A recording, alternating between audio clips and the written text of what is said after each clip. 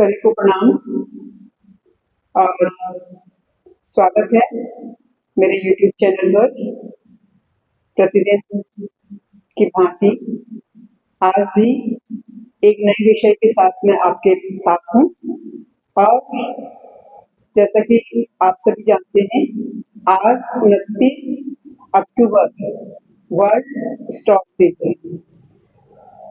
हमारे देश में या यूं कहें संपूर्ण विश्व में प्रतिवर्ष बहुत अधिक संख्या में लोग जो है ब्रेन स्ट्रोक से मृत्यु हो जाती है उनकी।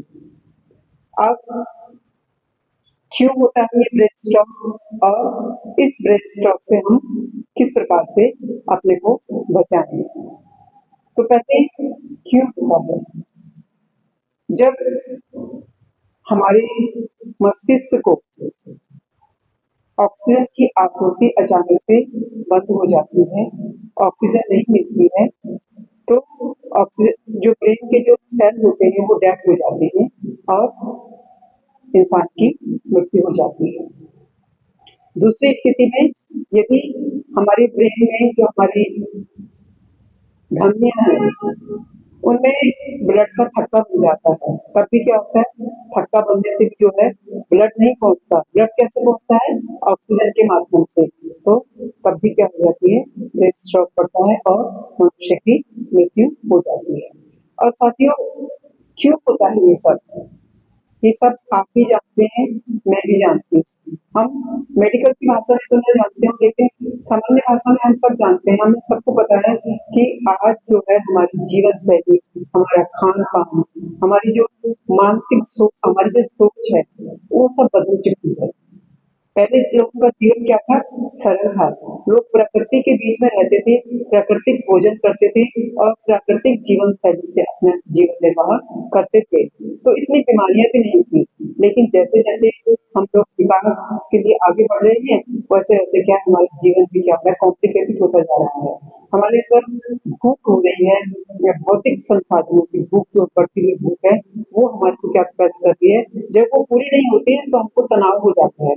तो एक जो ये ब्रेन स्ट्रोक होता है, एक वजह उसकी ये भी है कि जब हम अत्यधिक तनाव करते हैं, जब इच्छाएं पूरी नहीं होती तो तनाव करते हैं, डिप्रेशन में आ जाते हैं। जब इच्छा पूरी नहीं होती तो उससे भी क्या होता है, मस्तिष्क में क्या हो जाता है, स्ट्रोक आ जाता है, ब्रेन डेड हो जाता है।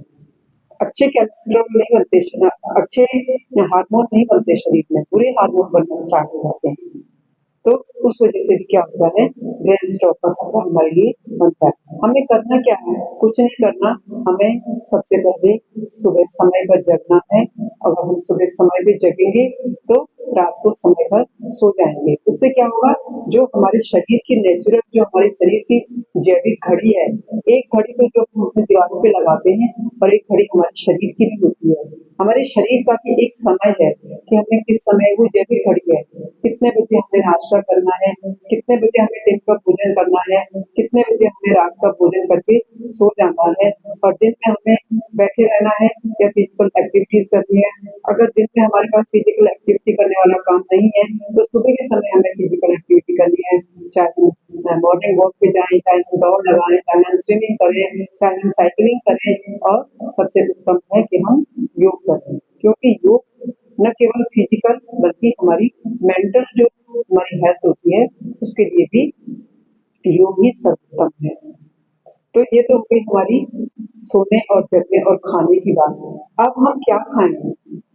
हम पहले क्या खाते थे? घर में बना हुआ भोजन खाते थे, रोटी खाते थे, सब्जी खाते थे, दाल खाते थे और फल खाते थे।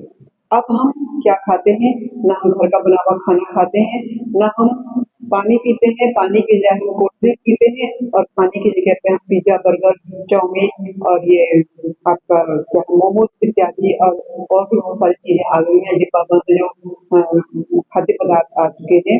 ये सब क्या कर रहे हैं, इससे हमारे शरीर की जो स्वास्थ्य है वो बिगड़ता जा रहा है। हम पानी नहीं पीते, प्यास लगती है तो हम होटल में जाकर के उस फास्ट फूड के साथ एक कोल्ड ड्रिंक की बोतल भी रखते हैं अपने पास। तो ये सब चीजें, उससे क्या होगा, शरीर में शुगर की मात्रा बढ़ रही है। अधिक साल्ट भी जो है वो भी हमारे शरीर के लिए क्या है, हानिकारक है। तो खान पान, जीवन शैली और ये सब चीजें क्या करती हैं, ये हमारे स्वास्थ्य को खराब करती है। जो हमारी धमनियां हैं, उनके अंदर बाहर तो हमारा मोटापा बढ़ता ही बढ़ता है, शरीर के भीतर की जो हमारी धमनियां हैं, जो ब्लड ले जा रही हैं, वो धमनियों में भी क्या बन जाता है, कोलेस्ट्रॉल बन जाता है, मतलब रास्ता रुक जाता है। पहले तो आप सोचिए धमनियां कितनी पतली हैं, और उसके अंदर भी अगर मांस पैदा हो गया, कोलेस्ट्रॉल जिसको बोलते हैं, तो वो हमारे ब्लड का मार्ग अवरोध कर देता है। दूसरे में हमारा खाना पीना अच्छा नहीं है, तो हमारा ब्लड क्या हो जाता है, गाढ़ा हो जाता है, और ब्लड का गाढ़ा भी होता है, उसके थक्के भी बन जाते हैं, तो भी ब्लड नहीं पहुंच पाता है हमारे शरीर में। आपने देखा होगा कि आजकल स्टंट लगते हैं लोग के, तो स्टंट लगना माने जहाँ पे मार्ग बंद है, वहां पर स्टंट के द्वारा उसको थोड़ा ओपन किया जाता है, उसी प्रकार से। लेकिन ब्रेन में, जब ब्रेन में नहीं पहुंचता हमारे ब्लड, ऑक्सीजन नहीं पहुंचती, ब्लड का थक्का बन जाता है, तो इसका मतलब स्थिति बहुत गंभीर है। तो साथियों, हमें योग अवश्य करना चाहिए। तो आइए क्या करना चाहिए, उसी पे मुद्दे पे आते हैं। यदि आप आसन नहीं कर सकते हैं तो आप प्राणायाम कीजिए, सुखासन में बैठ जाएं, और मैं आपको 3 प्राणायाम बताऊंगी। उन 3 प्राणायामों को करने से जो है आपकी मेंटल हेल्थ और आपके शरीर में जो ऑक्सीजन लेवल है वो बढ़ता है। तो आइए सबसे पहले इस तरीके से पद्मासन में हम बैठ गए। पद्मासन में बैठ के ये जो हस्त मुद्रा है हमारी, ये है ध्यान मुद्रा, ज्ञान मुद्रा और शून्य मुद्रा। इस मुद्रा में बैठ जाएंगे, अपने स्पाइन को सीधा कर लेंगे और आंखें बंद करके डीप ब्रीथिंग करेंगे। 5 बार ओम का जप करेंगे।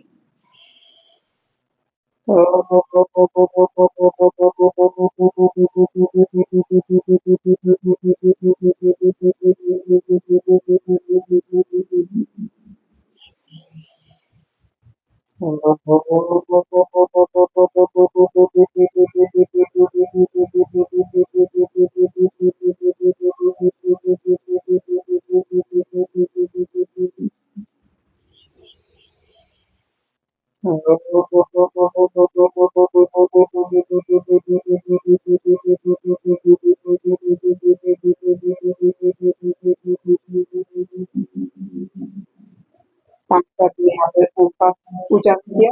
ओम के उच्चारण से क्या होता है, हमको मानसिक शांति मिलती है। जो हम एक अत्यधिक अपने सर पे एक तनाव, एक बोझ बना देते हैं, जिससे तनाव होता है, डिप्रेशन होता है, माइग्रेन होता है, वो चीज जो है उसमें कमी आती है। क्योंकि जब हम ओम का उच्चारण करते हैं तो मन हमारा पूर्ण हो जाता है, शांत हो जाता है। आइए कपालभाति करते हैं, ये बहुत इंपॉर्टेंट है। और कपालभाति से क्या होता है, हमारे शरीर के जितने भी अंग है वे एक्टिवेट हो जाते हैं, उनका भी व्यायाम हो जाता है, उनकी फिजिकल, क्योंकि वो तो एक ही जगह पर रहते हैं। आइए 15-20 बार कपालभाति कर लेते हैं।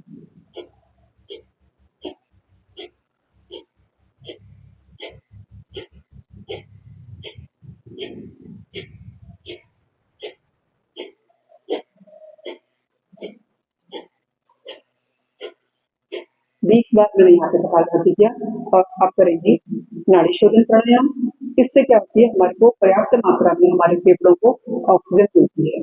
ऑक्सीजन पर्याप्त मात्रा में मिलेगी तो पूरे शरीर के हर छोर तक जाएगी, पैरों के अंगूठे तक और मस्तिष्क के अंतिम छोर तक जाएगी ऑक्सीजन हमारा, क्योंकि हमारा ऑक्सीजन लेवल बढ़ जाएगा।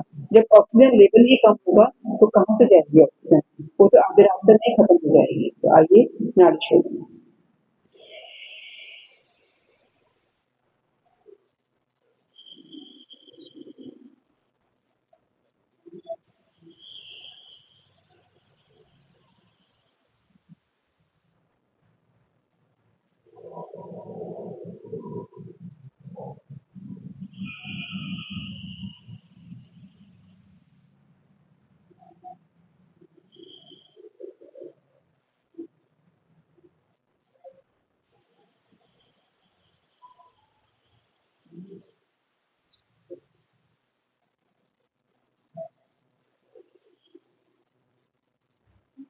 सांकेतिक रूप से मैंने यहाँ पे नाड़ी शोधन प्राणायाम किया, लेकिन यदि आप आसन नहीं कर सकते हैं तो आपको कम से कम प्रतिदिन 10 मिनट सुबह और 10 मिनट शाम को नाड़ी शोधन प्राणायाम करना है, और 10 मिनट जो है कपालभाति करना है। लेकिन पेट खाली होना चाहिए, उसके लिए भोजन नहीं करा होना चाहिए कम से कम 3-4 घंटे तक। उस समय आप कपालभाति कर सकते हैं।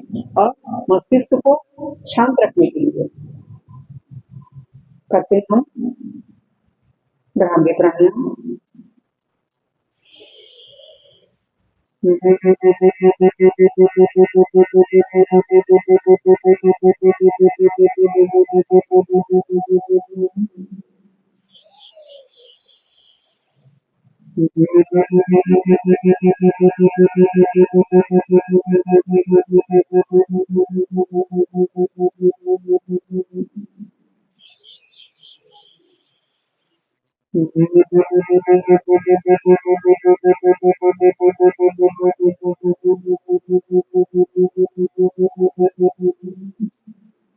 तो साथियों, इस प्रकार से इन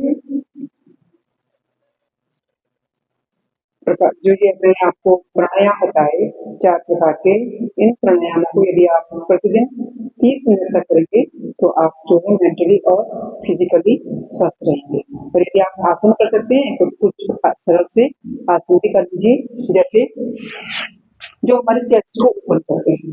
जब चेस्ट ओपन होती है तो उसमें मैक्सिमम डीप ब्रीथिंग भी करते हैं आसन करते समय, उसमें मैक्सिमम ऑक्सीजन हमको मिलती है। तो आइए शशांक बालासन करने में 4-5 बार इसको आप प्रतिदिन कीजिए।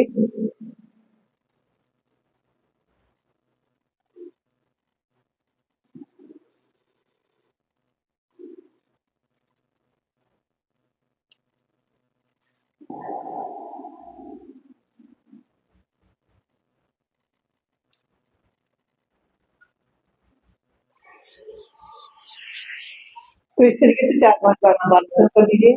इसके बाद आप पुष्टासन भी कर लीजिए 3-4 बार ऐसे घुटने के बल बैठ के।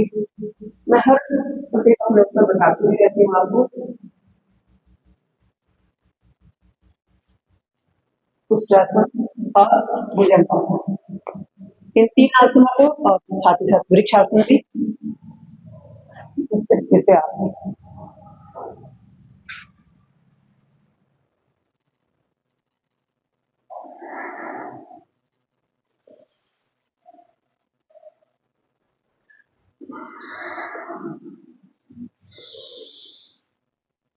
तो भुजंगासन भी आप करीब 8-10 बार कर सकते हैं। और बालासन